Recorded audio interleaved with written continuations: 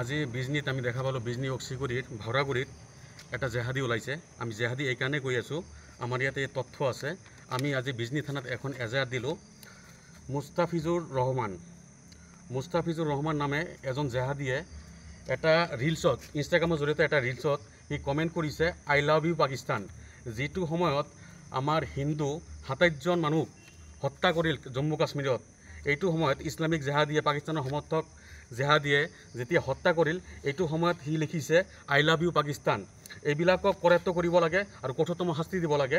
আমি প্ৰশাসনক অনুৰোধ জনাইছোঁ, ইমিডিয়েটলি একশ্যন ল'ব লাগে। আজি আমি বিজনী থানাত এখন এজাহাৰ দাখিল কৰোঁ ৰাষ্ট্ৰীয় বজৰং দলৰ পৰা, আৰু এজাহাৰৰ ভিত্তিত যদি পুলিচে একশ্যন লয় তেনেহ'লে ভাল, আৰু যদি পুলিচে একশ্যন ল'ব নোৱাৰে আমি ৰাষ্ট্ৰীয় বজৰং দলে একশ্যন ল'ম। আৰু আমি প্ৰতিটো জেহাদীক, বিজনী চকী কোণে থকা প্ৰতিটো জেহাদীক আমি গুৰিয়াই হত্যা কৰিম। আৰু ৰাষ্ট্ৰীয় বজৰং দলে যদি হাতত অস্ত্ৰ তুলি লয় তেনেহ'লে ৰাষ্ট্ৰীয় বজৰং দলক কোনেও ৰখিব নোৱাৰে। ৰাষ্ট্ৰীয় বজৰং দলে আইনক সন্মান কৰে, সেইকাৰণে আমি এজাহাৰ দাখিল কৰিছোঁ। ইমিডিয়েটলি জেহাদীটোক এৰেষ্ট কৰিব লাগে, আৰু এনেকুৱা জেহাদীৰ কাৰণে অসম আৰু ভাৰতবৰ্ষ সুৰক্ষিত নহয় বুলি আমি ভাবোঁ। জয় শ্ৰীৰাম। আজি বিজনীত আমি দেখা পালোঁ বিজনী অক্সিগুৰিত ভাওৰাগুৰিত এটা জেহাদী ওলাইছে। আমি জেহাদী এইকাৰণে কৈ আছোঁ, আমাৰ ইয়াতে তথ্য আছে। আমি আজি বিজনী থানাত এখন এজাহাৰ দিলোঁ।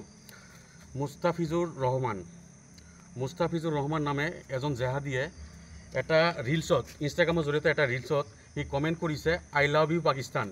যিটো সময়ত আমাৰ হিন্দু ২৭জন মানুহ হত্যা কৰিল জম্মু কাশ্মীৰত, এইটো সময়ত ইছলামিক জেহাদীয়ে, পাকিস্তানৰ সমৰ্থক জেহাদীয়ে যেতিয়া হত্যা কৰিল, এইটো সময়ত সি লিখিছে আই লাভ ইউ পাকিস্তান। এইবিলাকক কৰায়ত্ব কৰিব লাগে আৰু কঠোৰতম শাস্তি দিব লাগে।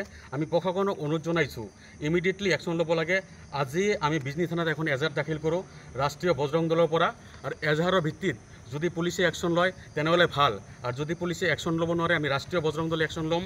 আৰু আমি প্ৰতিটো জেহাদীক, বিজনী চকী কোণে থকা প্ৰতিটো জেহাদীক আমি গুৰিয়াই হত্যা কৰিম।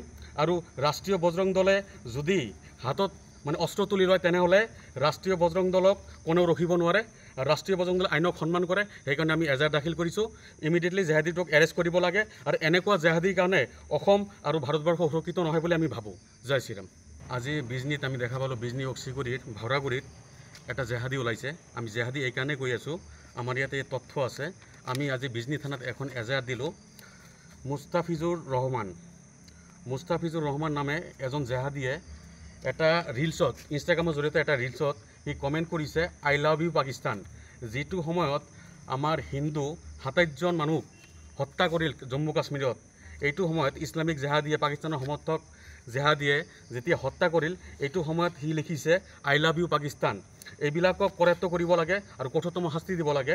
আমি প্ৰশাসনক অনুৰোধ জনাইছোঁ, ইমিডিয়েটলি একশ্যন ল'ব লাগে। আজি আমি বিজনী থানাত এখন এজাহাৰ দাখিল কৰোঁ ৰাষ্ট্ৰীয় বজৰং দলৰ পৰা, আৰু এজাহাৰৰ ভিত্তিত যদি পুলিচে একশ্যন লয় তেনেহ'লে ভাল, আৰু যদি পুলিচে একশ্যন ল'ব নোৱাৰে আমি ৰাষ্ট্ৰীয় বজৰং দলে একশ্যন ল'ম। আৰু আমি প্ৰতিটো জেহাদীক, বিজনী চকী কোণে থকা প্ৰতিটো জেহাদীক আমি গুৰিয়াই হত্যা কৰিম। আৰু ৰাষ্ট্ৰীয় বজৰং দলে যদি হাতত অস্ত্ৰ তুলি লয় তেনেহ'লে ৰাষ্ট্ৰীয় বজৰং দলক কোনেও ৰখিব নোৱাৰে। ৰাষ্ট্ৰীয় বজৰং দলে আইনক সন্মান কৰে, সেইকাৰণে আমি এজাহাৰ দাখিল কৰিছোঁ। ইমিডিয়েটলি জেহাদীটোক এৰেষ্ট কৰিব লাগে, আৰু এনেকুৱা জেহাদীৰ কাৰণে অসম আৰু ভাৰতবৰ্ষ সুৰক্ষিত নহয় বুলি আমি ভাবোঁ। জয় শ্ৰীৰাম।